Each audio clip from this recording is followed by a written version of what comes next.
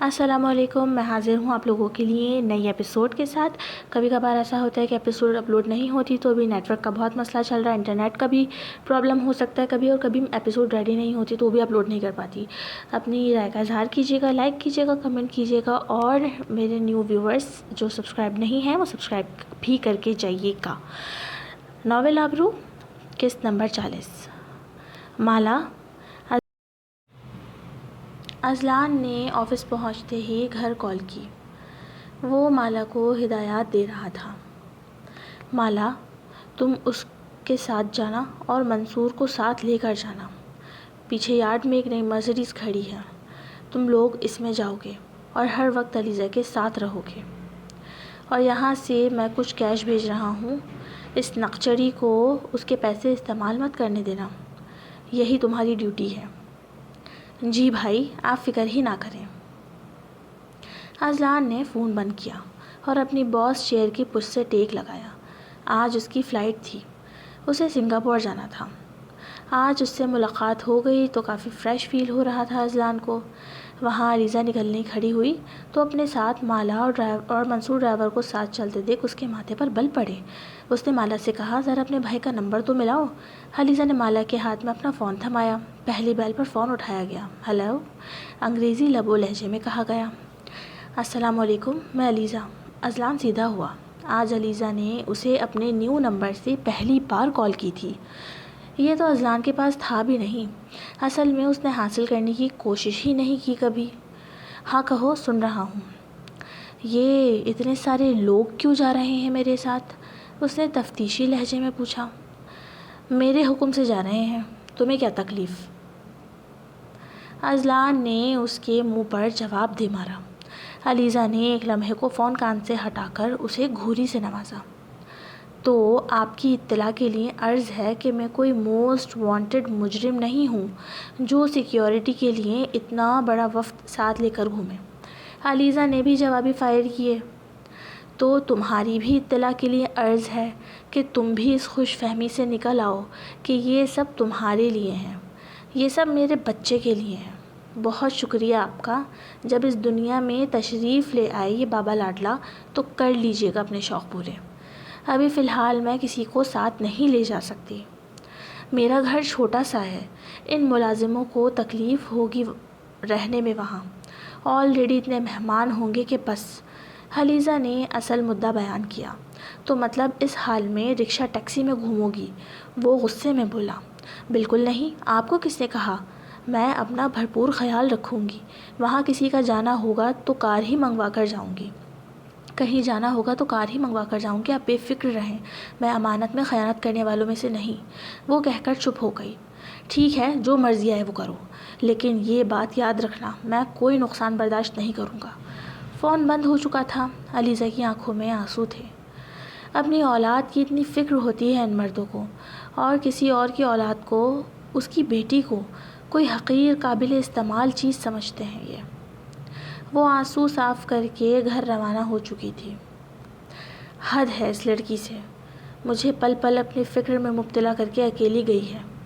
بس اپنی منمانی کروا لو۔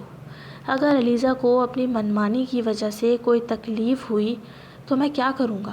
وہ اپنی بیوی یعنی اپنی نہیں کسی اور کی اولاد کے لیے پریشان تھا۔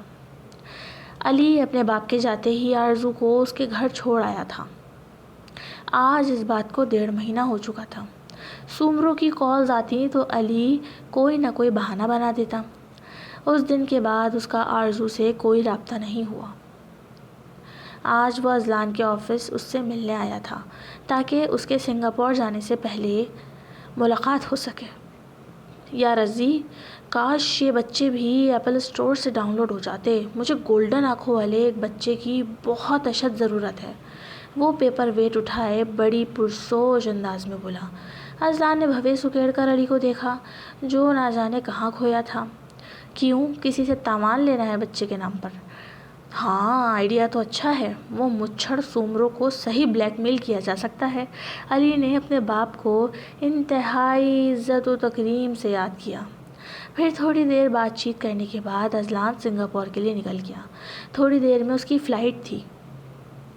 علیزہ خوش خوش اپنے گھر پہنچی تھی۔ اس نے اپنے لیے آن لائن کپڑے آرڈر کر کے منگوائے اور باقی کی شاپنگ شائستہ بیگم نے اس کے لیے کی۔ تقریبات کا آغاز ہو گیا تھا۔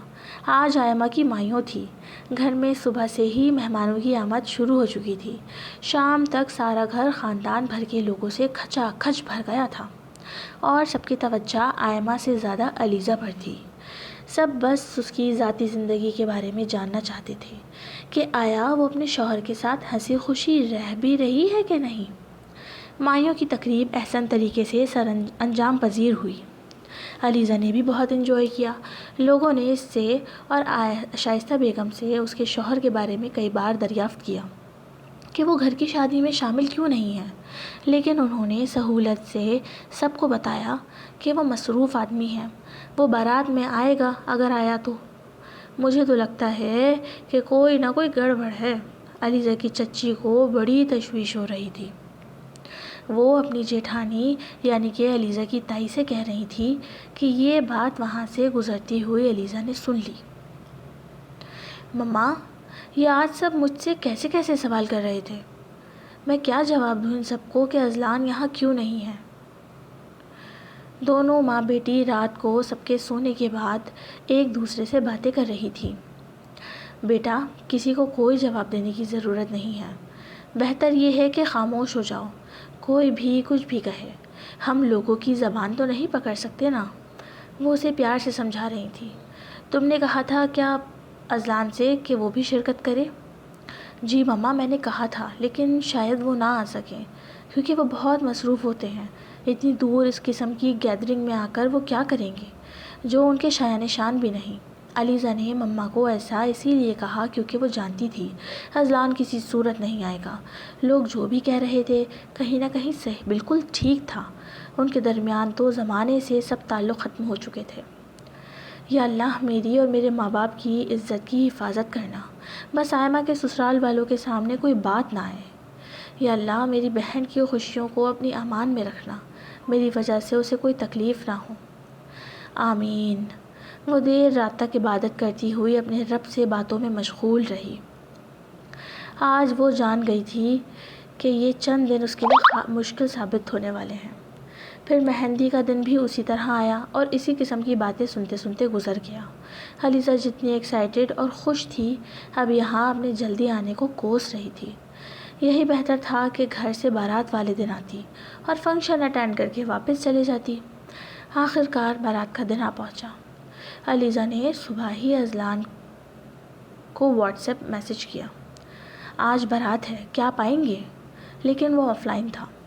علیزہ نے اس کے بعد کوئی کال یا میسج نہیں کیا اور رات ہو گئی۔ آئمہ بہت پیاری لگ رہی تھی۔ اس کے سسرال والے بھی آ چکے تھے، فوٹو سیشن ہو رہا تھا۔ ہال مہمانوں کی آمد سے بھرتا چلا جا رہا تھا، لیکن مرکز نگاہ وہ حسینہ ہی تھی، مہرون اور پنک کلر کی لانگ میکسی پہنے جس پر بھر بھر کے ہاتھ کا کام ہوا تھا، ساتھ ہیوی برائڈل اسٹائل کی جولری پہنے، بالوں کا میسی جوڑا ہیئر اسٹائل بنائے وہ کوئی پریزاد ہی لگ رہی تھی۔ اس کا میک اپ شائستہ بیگم نے اسی پارلر والی سے زبردستی کروایا تھا جس نے گھر آ کر آئمہ کو دلہن بنایا، اور باقی کپڑے اور جولری بھی انہوں نے ہی جان بوجھ کے بہترین پسند کیے تھے کیونکہ وہ چاہتی تھی کہ علیزہ کو جو دیکھے اسے وہ بہت خوشحال نظر آئے۔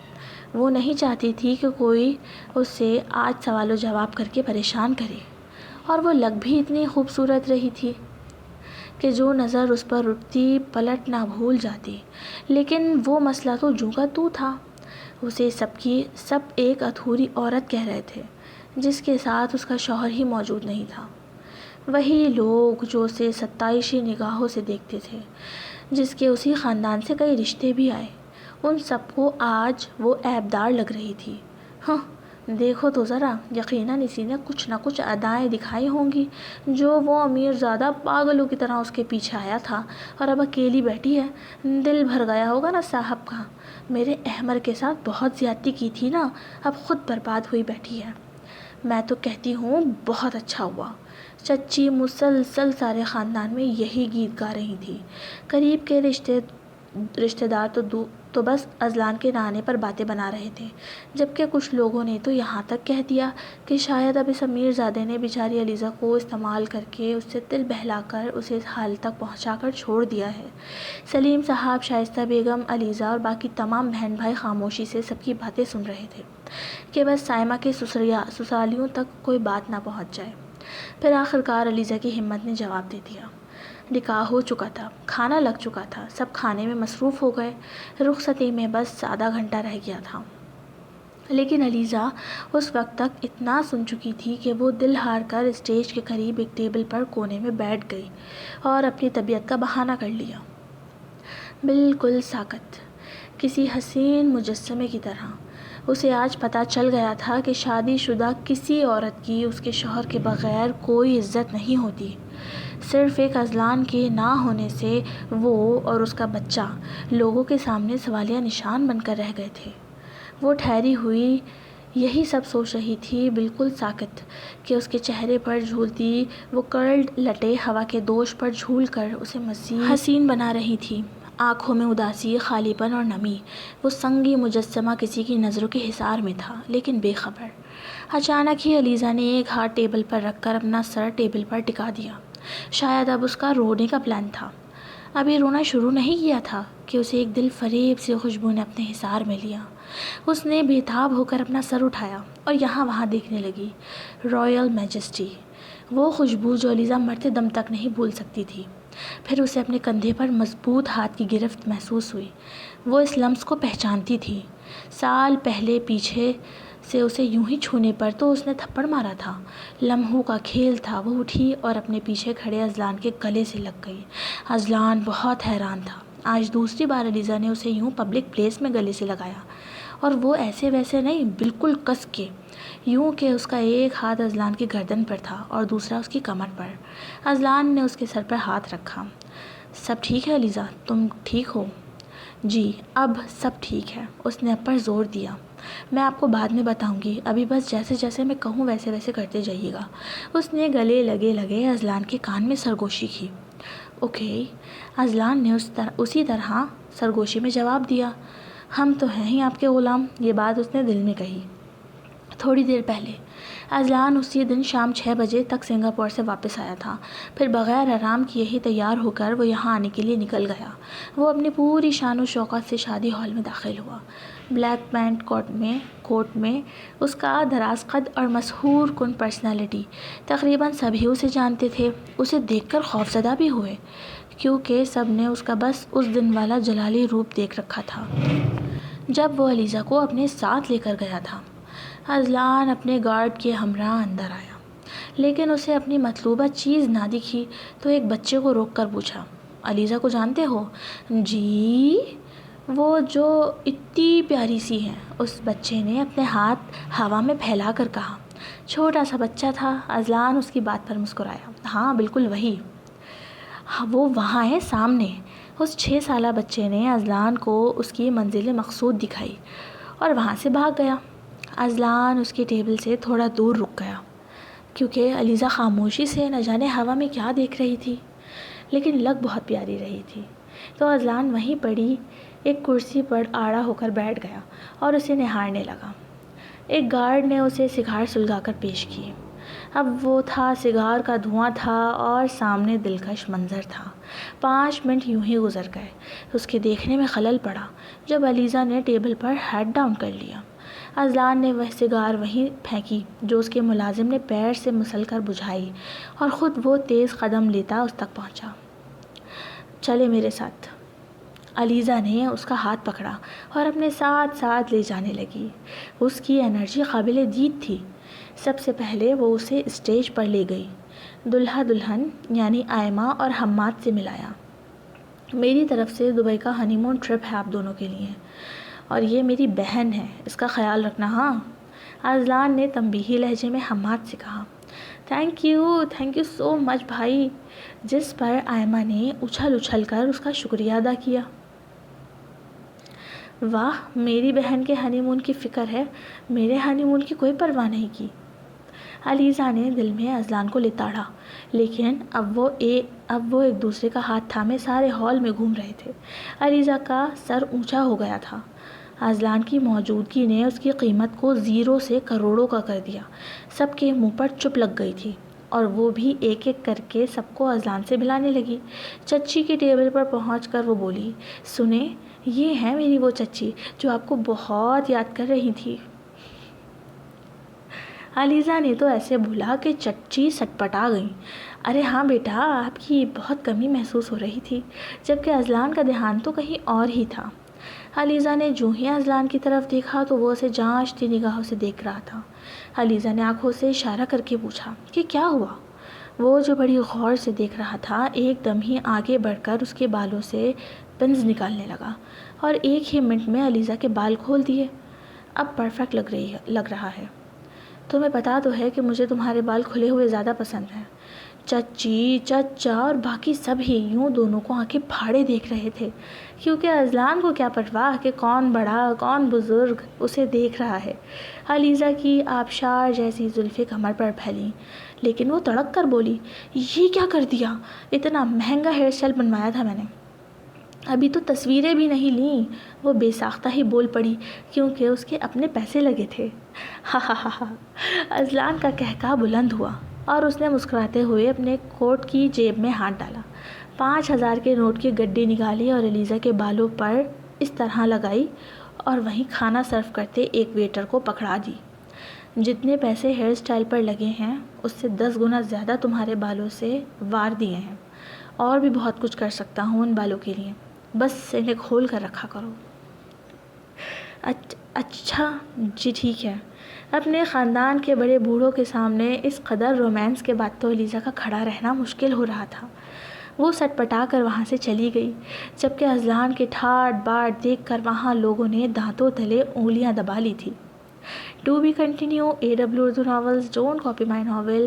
اور آپ لوگوں کو ناول پسند آئے، ایپیسوڈ پسند آئے تو ضرور لائک کریں، کمنٹ کریں اور سبسکرائب کر کے جائیے۔ نیکسٹ ایپیسوڈ بھی بہت اچھی ہونے والی، دھماکے دار۔ میرے ساتھ رہیے گا، اسٹے ٹیونڈ۔ تھینک یو، اللہ حافظ۔